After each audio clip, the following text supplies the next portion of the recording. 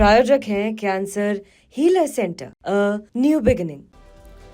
फिक्र में अब उस मुगल शासक की बात जिसकी मौत तो सन 1707 ईस्वी में हो गई थी, लेकिन वो क्रूर शासक आज भी भारत की सियासत में झगड़े की वजह बनकर जिंदा है। सोचिए जरा, हम बात कर रहे हैं औरंगजेब की, जिस पर महाराष्ट्र लेकर यूपी और बिहार तक पॉलिटिकल फाइट थमने का नाम नहीं ले रही है, जिस पर हेट बनाम ग्रेट वाली राजनीति आज भी जारी है। लिहाजा टीवी 9 की टीम महाराष्ट्र में उस शहर पहुंची जहां औरंगजेब की खबर है, जहां औरंगजेब के बेटे, बहू और गुरु की मजार है, और यहां जाकर ये जानने की कोशिश की कि मंदिर तोड़ने का सच जमीन से कितना नीचे दबा है। ये रिपोर्ट देखिए।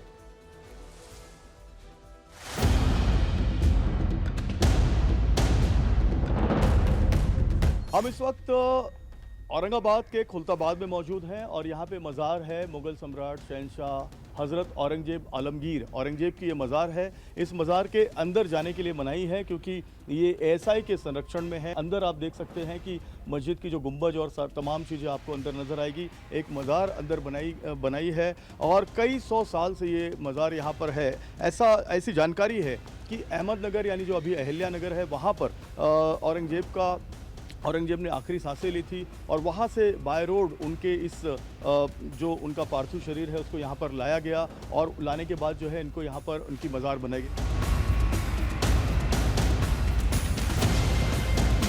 औरंगजेब के जो गुरु हैं यहाँ पर हज़रत ख्वाजा सैयद जैनुद्दीन सिराजी, इनकी मज़ार है। ये ख्वाजा मोइनुद्दीन चिश्ती अजमेर शरीफ के वंशज उनके घराने के हैं और यहाँ पर करीब 700 साल पहले इनकी जब ये मज़ार बनी थी तो औरंगजेब जब हयात थे, जिंदा थे, तो यहाँ पर खुद वो आते थे। उनके बेटे की एक मज़ार यहाँ पर है क्योंकि वो अपने पिता से बहुत प्यार करते थे और उनकी जो पत्नी है यानी कि औरंगजेब की जो बहू है उनका एक मज़ार यहाँ पर है।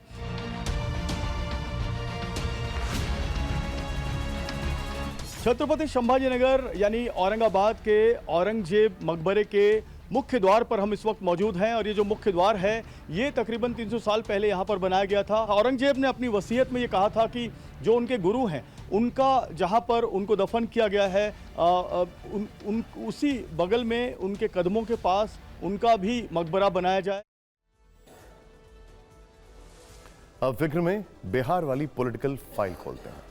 शुरुआत बाबाओं पर मचे सियासी उबाल से। इस वक्त दो नामी बाबा बिहार के दौरे पर हैं। एक है पंडित धीरेन्द्र शास्त्री उर्फ बागेश्वर बाबा और दूसरे हैं श्री श्री रविशंकर। दोनों अपने कार्यक्रमों की शोभा बढ़ा रहे हैं, लेकिन इनका सियासी रसूख भी किसी से छिपा नहीं है। सो कुछ नेताओं ने बाबाओं के दौरे में विधानसभा चुनाव का कनेक्शन निकाल लिया। बिहार में अक्टूबर नवंबर तक चुनाव है। माहौल और तैयारी साथ साथ चल रही है। वक्त बीतते देर नहीं लगता है। चुनाव के इसी माहौल में 6 मार्च को बाबा बागेश्वर का आगमन हो गया। वो गोपालगंज के राम जानकी मठ में हनुमत कथा कर रहे थे। आयोजन भव्य है, दूर दूर से भक्त आए हैं। श्रद्धालुओं की संख्या लाखों में पहुंच सकती है। गोपालगंज में पंडित धीरेन्द्र शास्त्री का कार्यक्रम 10 मार्च तक चलेगा। पंडाल में 1 लाख से अधिक लोगों के बैठने की व्यवस्था की गई है।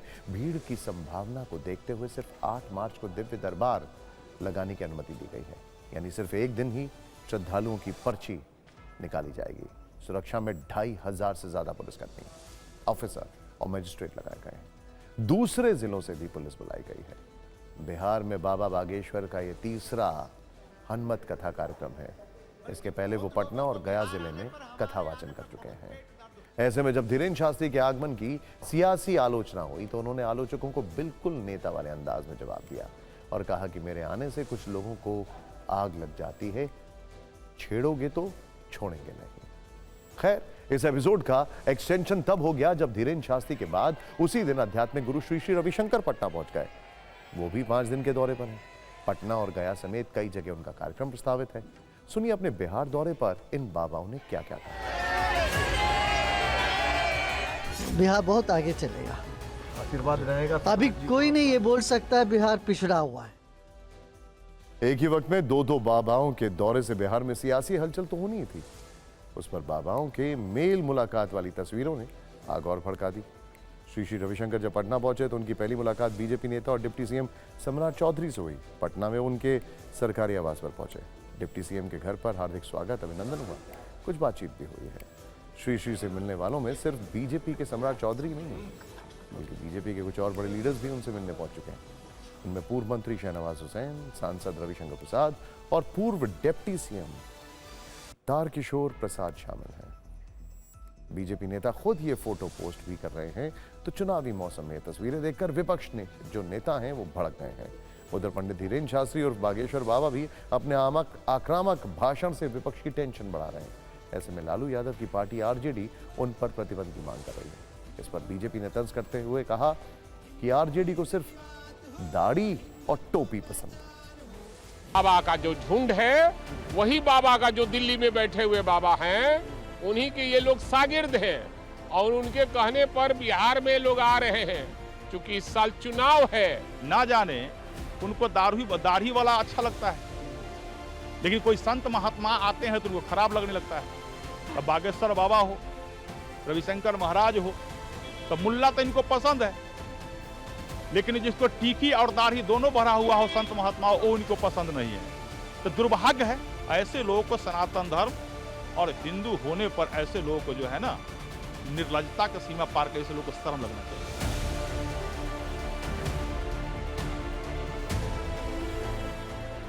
बीजेपी ये प्रयोग कर रही है, काम तो कुछ किया नहीं लोग 20 साल में, तो ये लोग बाबा लोग को आगे कर करके और जातीय उन्माद, धार्मिक उन्माद फैलाने का काम कर रहा है। संवैधानिक अनुसंधान में है, जो आए जो रोक नहीं सकते। इस लोकतांत्रिक ढांचे में निश्चित तौर पर जो आए जाए उसको हम अब कैसे रोक सकते हैं।